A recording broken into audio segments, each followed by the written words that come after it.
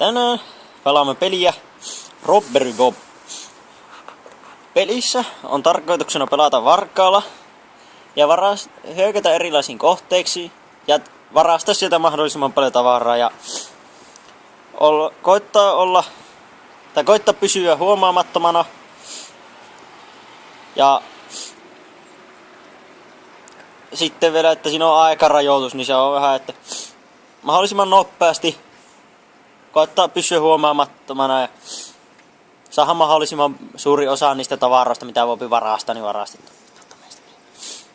Tässä pelissä on huonoa se, että tässä tulee näitä mainoksia, jotka pysyy tässä melko pitkäänkin välillä. Että en tiedä sitten, jos netti on pois päältä, niin että tuleeko nämä sitten, mutta on jos ilmeisesti ei tule, jos nettiä ei ole.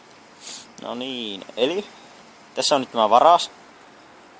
Ja tässä nämä valkoiset pisteet näyttävät sitä reittiä, mitä pitkin tuo tohtori tai mikä lieneekään äijän käppyrä kulkko, pentele, väärä paikka. No, mennään tuonne.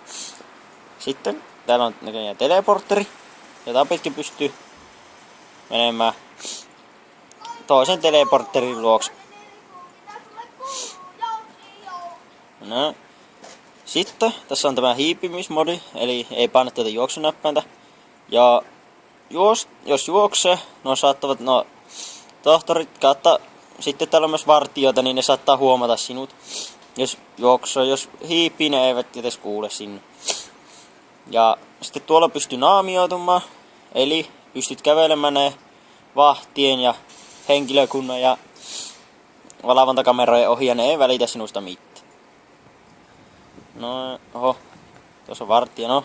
Sitten, jos sinä kerät jotain, tai juokset, no nyt tuo huomasin, niin silloin tuo sinun naamioituminen lähtee pois.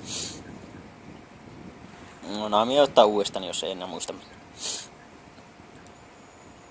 Peli on hyvä, joskin välillä vähän hiastempponen. Tässä on hyviä kenttiä, voisi tosi olla useampiakin, mutta ei sillä nyt niin, ei se haittaa, että tässä nyt ei ole kovin paljon. Ilmaispeli on, ei se nyt niin järjettömästi haettaa kuitenkaan. No nyt sitten pitääkö. Nyt on kerännyt tommosia pienempiä. Pentele. Nyt keräsin itse tuo pääaarteen, jonka jälkeen vasta voi poistua täältä. No niin, katsotaan tuo hissiä. No, miksei mitään tapahdu? Se oli väärä paikka. Oho, ei tuon. No, nyt seurataan tuota. Ei juosta, niin se ei kuule meitä. Tuolla on näköjään uloskäynti. Se näkyy tuo merkki, että tuolla päin on tuo uloskäynti.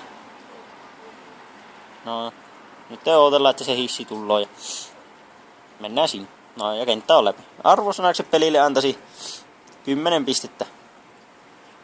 Peli on hyvää ja hauska peli ja mukava pelata, hyvää juonia.